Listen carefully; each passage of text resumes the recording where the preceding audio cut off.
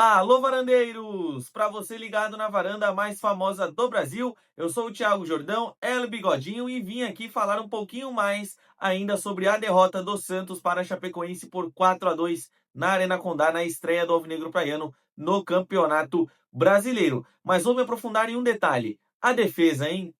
E defesa do Santos, linha defensiva do Santos completamente ridícula. Vamos falar aqui um pouquinho sobre estes dados neste vídeo, pessoal. Mas antes, deixa eu trazer aqui um recadão da hora, um recado show de bola da Blaze.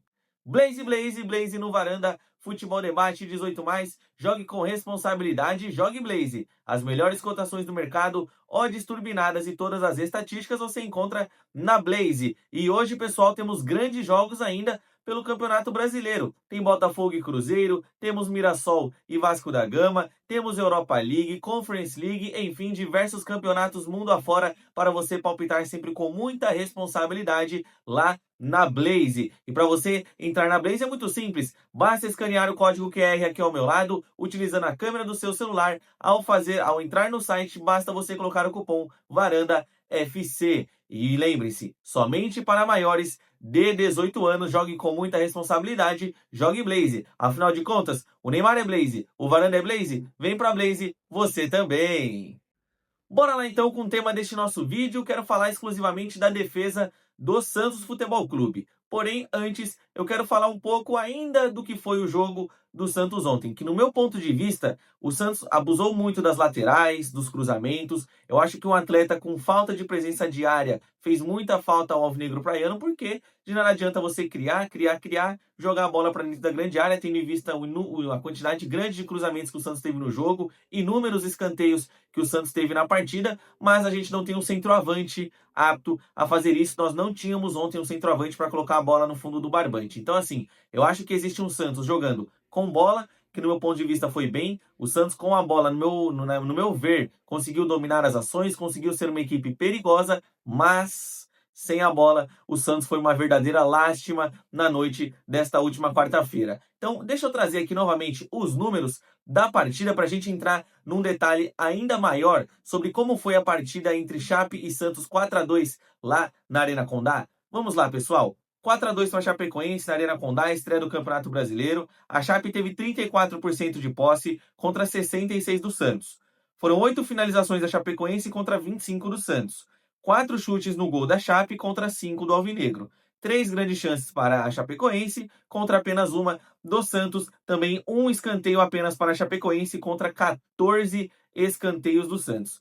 Então assim, galera, quando eu digo que o Santos jogou bem com a bola, eu acredito que dá para ter uma base nos números. O Santos foi mais dominante, o Santos teve posse de bola, o Santos teve volume de jogo. Porém, o Santos foi ineficaz. Porque a gente pode observar que, por exemplo, o Santos acertou o gol 5 vezes, em 25 finalizações. A Chape, em 8, acertou 4. As 4 foram gols.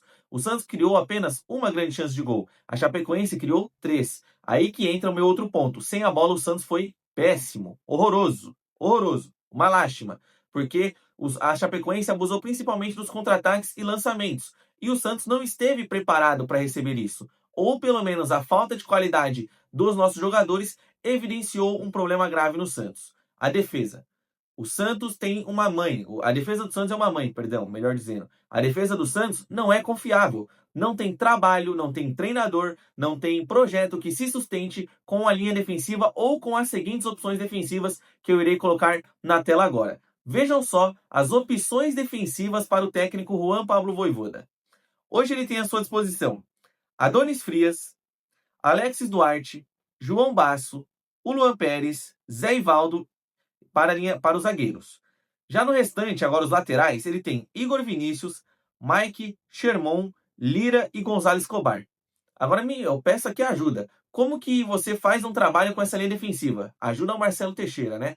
Porque como que o Marcelo Teixeira, como que o Alexandre Matos entregam um plantel desse para o Juan Pablo Vojvoda? Entrega uma linha defensiva dessa para o Juan Pablo Vojvoda. Eu observo que, por exemplo, o Vojvoda ele poderia melhorar a compactação da zaga. Eu acho que muitas vezes as linhas do Santos estão espaçadas, os blocos do Santos não estão tão bem compactados. Mas ainda assim, eu vejo que a principal crítica, né, o principal ponto crítico do Santos nesse aspecto é a qualidade técnica dos seus jogadores. Porque, por exemplo, o Alexis Duarte, hein?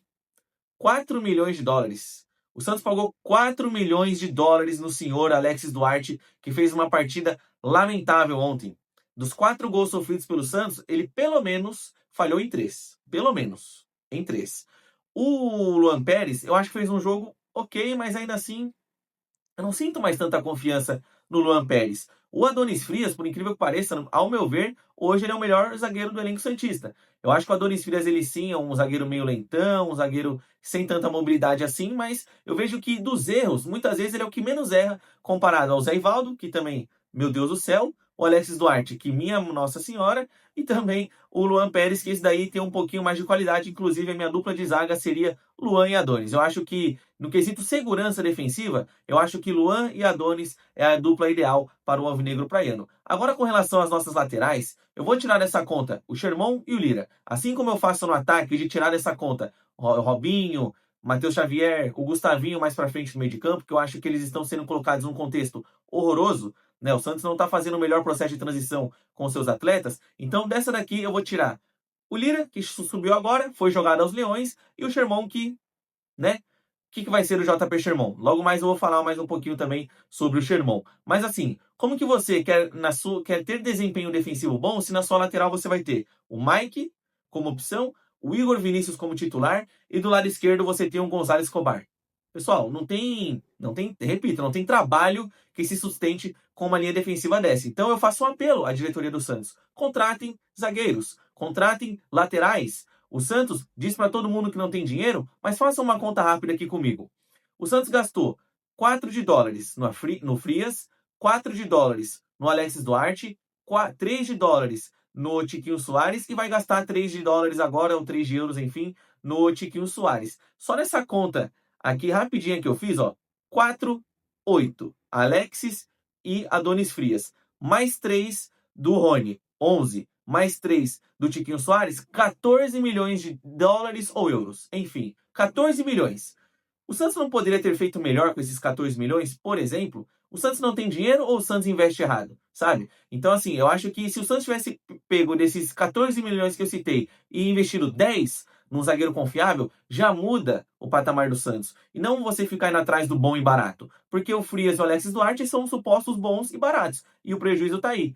Nem sempre o baratinho vai te servir. O Santos precisa abrir o bolso para, em vez de contratar 3 jogadores duvidosos, 4 jogadores duvidosos, que o Santos vai lá e acerte em um cara. Um cara que vai lá, pegar a camisa e resolver. Como, por exemplo, o Arão fez. O Arão chegou de graça no Santos, é verdade, mas o Santos trouxe o Arão, ele chegou e resolveu a meiuca. Tanto que, no meu ponto de vista, existe um Santos com o meio de campo, um meio de campo santista com o Arão e outro meio de campo santista sem o Ilharão, que, no meu ponto de vista, perde demais com a ausência do jogador. Mas, assim, o ponto que eu quero trazer, precisamos de zagueiros. Tô batendo nessa tecla desde que acabou o Campeonato Brasileiro no ano passado. O juiz apitou o final do jogo, Cruzeiro 0, Santos 3, lá na Vila Belmiro. Eu já comecei a falar, olha, tem que reforçar, essa zaga não dá, essa zaga vai afundar o Santos, essa zaga vai entregar muitos jogos para o adversário contra o Santos. Não adianta você acreditar que o Adonis, o Luan, enfim, os jogadores que eu mencionei, eles vão do nada virarem os Maldines da vida, Sérgio Ramos da vida e entre outros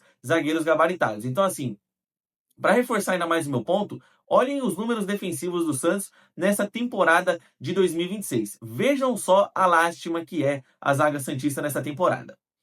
Nessa temporada, o Santos jogou 6 jogos, sofreu 8 gols.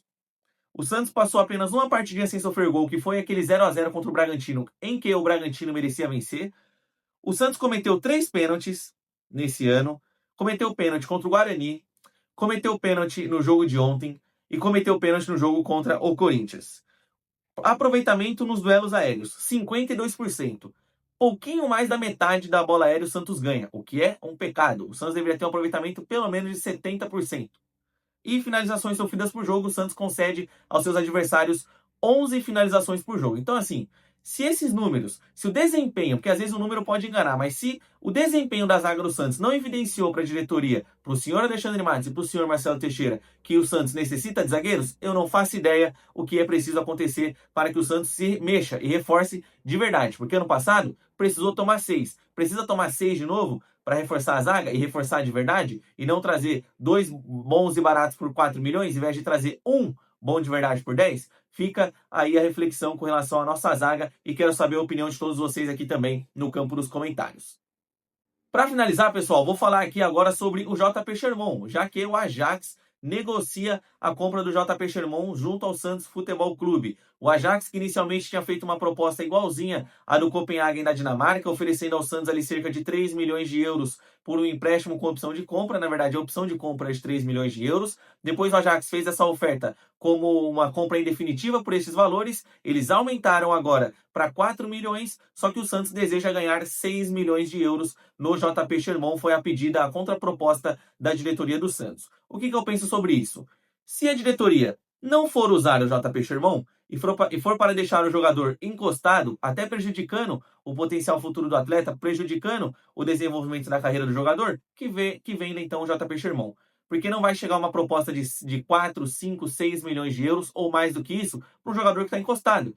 Para um jogador em que a diretoria mostra para o mercado que não confia nele. Porque eu me recuso a acreditar que o Sherman seja pior do que o Mike e que o Sherman seja tão pior do que o Igor Vinícius, beleza? Então, essa é a minha opinião. Se for para o JP Sherman não jogar no Santos, eu vendo o atleta, porque o Ajax é uma baita oportunidade de desenvolvimento. O mercado holandês desenvolve muito bem os jovens jogadores. Se o entendimento é de que ele pode assumir a titularidade ainda nesse ano, eu seguraria o JP Sherman, porque, repito, não confio no Igor e também não confio no lateral direito Mike. E é isso, pessoal. Muito obrigado pela presença de todos vocês aqui neste vídeo. Peço que deixem aqui no campo dos comentários as suas opiniões com relação à defesa do Santos, aos nossos zagueiros, aos nossos laterais e o que você pensa também sobre a venda do JP Sherman. Você venderia o Sherman? Você permaneceria com o JP Sherman no elenco? Deixe aqui as suas opiniões nos campos de comentários. Prometo que nós do Varanda Futebol Debate nós lemos um a um e respondemos sempre que dá, beleza? Tamo junto, galera. Eu sou o Thiago Jordão. Muito obrigado. Dias melhores para o nosso querido Alvinegro Praiano, tricampeão da Libertadores da América. Eu vou ficando por aqui. Um grande abraço a todos e tchau!